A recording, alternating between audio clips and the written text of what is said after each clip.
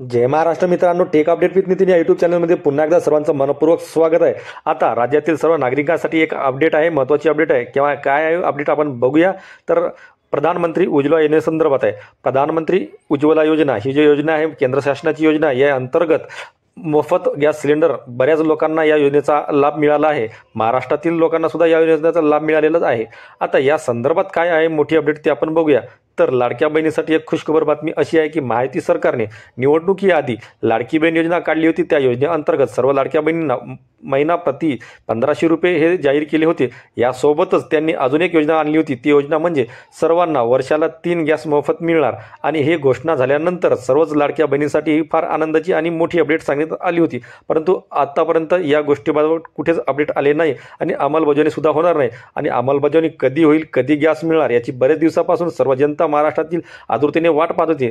त्या लाडक्या बहिणीसाठी आता आनंदाची बातमी पुढे आली आहे की लवकरच या सर्व योजनेची अंमलबजावणी इथं होणार असून तत्पूर्वी आता ही या योजनेसाठी लाभार्थी कोण आहे, कोण पात्र असू शकतात आपण थोडक्यात बघूया। तर महाराष्ट्रातील लाभार्थी म्हणजे तो असू शकतो ज्याने याआधी प्रधानमंत्री उज्ज्वला योजनेअंतर्गत जर त्यांना गॅस मोफत मिळाले असेल तर तो सरळ या योजनेसाठी लाभार्थी ठरू शकतो। कारण ज्यांनी प्रधानमंत्री उज्ज्वला योजनेअंतर्गत मोफत गॅस घेतला असेल आणि सोबतच त्यांचं नाव आपल्या शिधापत्रिकेमध्ये जर असेल, कुटुंब प्रमुख म्हणून असेल किंवा सदस्य म्हणून जरी असेल, परंतु त्यांचं नाव कुटुंबामध्ये जो शिधापत्रिका असते आपल्याकडे, ज्याला आपण राशन कार्ड सुद्धा म्हणू शकतो, त्यामध्ये नाव असणे आवश्यक आहे, तरच आपण या योजनेचा लाभ घेऊ शकता। आता लाडकी बहीण योजनेसंदर्भात मोठी अपडेट अशी आहे की लवकरच त्यांचे खात्यामध्ये सर्व पैसे येणार आहे। सोबतच मीडिया रिपोर्टनुसार जानेवारी 2025 मध्ये महिलांना गॅस सिलेंडर मोफत दिले जाणार आहे।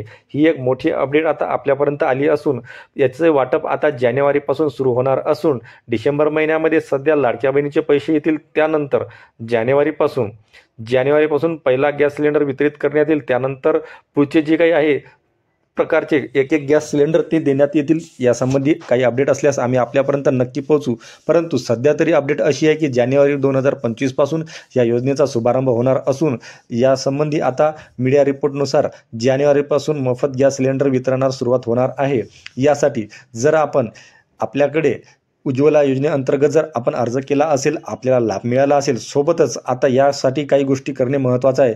आपल्याला नाही का बघा, ज्या कुटुंबामध्ये 3 किंवा 2 व्यक्ती असतील, ज्यामध्ये महिला असेल आणि त्यांचं नावच जर राशन कार्डमध्ये नसेल तर त्यांनी कृपा करून ते नाव अपडेट करणे महत्त्वाचं आहे। कारण नवीन नियमावलीनुसार जर राशन कार्डमध्ये जेवढे सदस्य आहेत त्यांनी जर आधार लिंक केले नसेल तर त्या व्यक्तीचं तिथं यादीमधून नाव वगळण्यात येऊ शकतं, राशन कार्डमधून नाव वगळण्यात येऊ शकतं। त्यामुळे राशन कार्डवर जेवढेही व्यक्ती आहेत त्यांनी कंपल्सरी आधार लिंक करणे बंधनकारक आहे।